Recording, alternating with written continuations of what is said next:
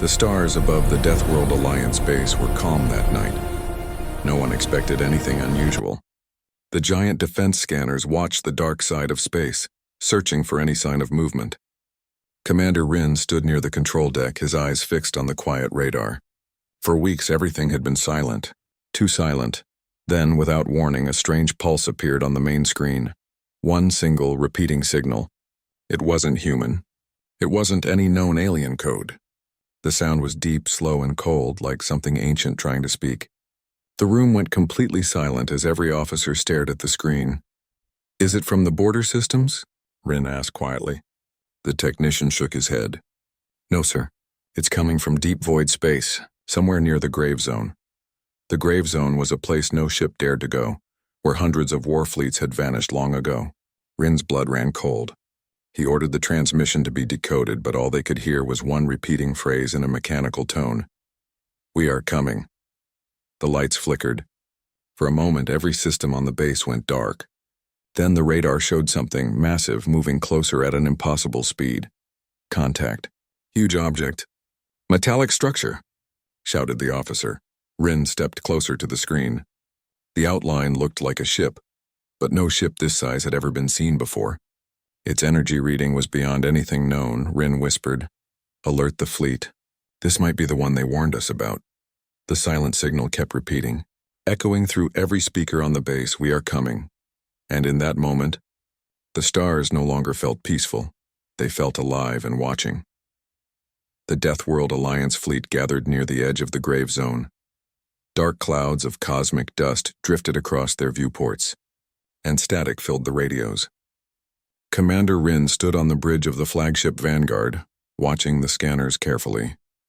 The strange signal had stopped 2 hours ago, but its echo still lingered in the communication systems like a ghost. "Any visual contact yet?" Rin asked. "Nothing, sir. But the scanners show movement." "Big movement," replied the radar officer. Then the darkness ahead began to shift. Stars disappeared one by one as something enormous blocked their light. Slowly, a shape emerged from the void. An ancient warship, larger than any city, covered in black armor and glowing red veins of energy. The crew stared in silence. That thing's bigger than a moon," whispered the helmsman. The ship made no transmission, no threat, only silence. Then a low vibration shook the fleet. The Vanguard's lights flickered again. "Energy surge detected," someone shouted. Before Rin could respond, one of the smaller escort ships exploded into dust. No weapon seen, no warning given. "All ships defensive formation," Rin ordered. The fleet opened fire, but the blasts vanished into the alien warship's shields like rain into the ocean. Then, a voice, cold and emotionless, echoed through every ship's comm system. "You are not prepared." The alien ship began to move again, slow but unstoppable. Every sensor screamed with power readings off the scale. Rin clenched his fists. "So the stories were true," he muttered. "The Invincible Warship has returned." As the crew braced for another wave, a strange energy ripple passed through space, shutting down half their systems. In the darkness, the enemy's red lights glowed brighter. The first encounter had begun.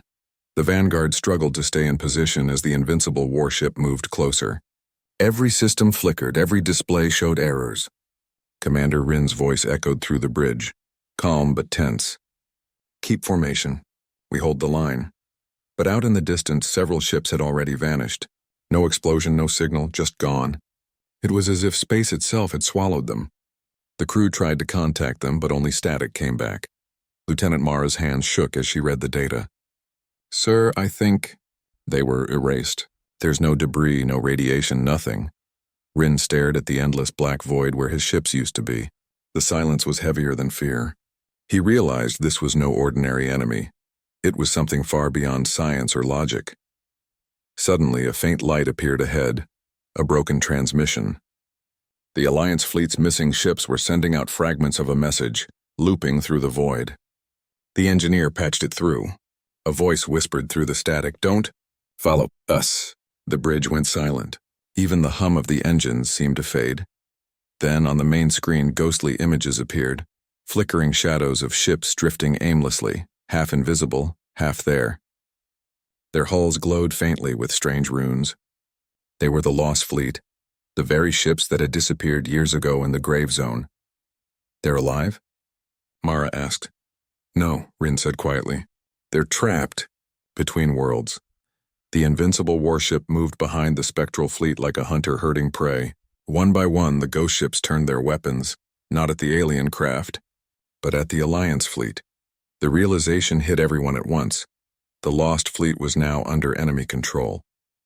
Rin took a deep breath. All ships, prepare for the impossible. Space erupted in chaos. The lost fleet, once proud allies, now turned their weapons toward the Deathworld Alliance. Their ships moved like puppets controlled by unseen hands. Red symbols burned across their hulls as if the Invincible Warship was using them as its shield. Hold your fire, Rin shouted, but it was too late. The first barrage struck. Blinding light filled the void. The Vanguard shook violently as alarms screamed through the bridge. Sparks flew from control panels and smoke filled the air. We've lost shields on Sector 3, Mara cried. Reroute power to forward defense. Keep us alive, Rin ordered. Outside, the battlefield was a storm of destruction. Missiles, plasma beams, and shattered debris filled the void. But something strange was happening. The Invincible Warship wasn't attacking directly. It let the Ghost Fleet fight for it, studying the Alliance's every move. The enemy is learning, the AI reported in a cold, mechanical voice. It's copying our tactics. Rin clenched his jaw. Then we'll give it something new to learn. He ordered the fleet to shift into silent formation, cut engines, reduce power, and vanish into the debris field. For a few moments, the Alliance disappeared from sensors. The enemy ships hesitated, confused. Now, Rin whispered, strike from the shadows. Dozens of Alliance ships ignited their thrusters and fired in perfect sync, targeting the lost fleet's control nodes. Explosions lit up the darkness like dying stars. A few ghost ships broke free of the alien control, their lights turning blue again. It's working, Mara shouted. But the moment hope returned, the Invincible Warship responded. Its core glowed brighter than ever before, then unleashed a single beam that cut through space itself. Rin stared in horror. That's not possible. The beam was heading straight for Vanguard. The beam struck the Vanguard with a soundless explosion. Light swallowed everything, and for a moment, time itself seemed to stop. The bridge shook violently. Crew members were thrown from their stations as panels burst into flames.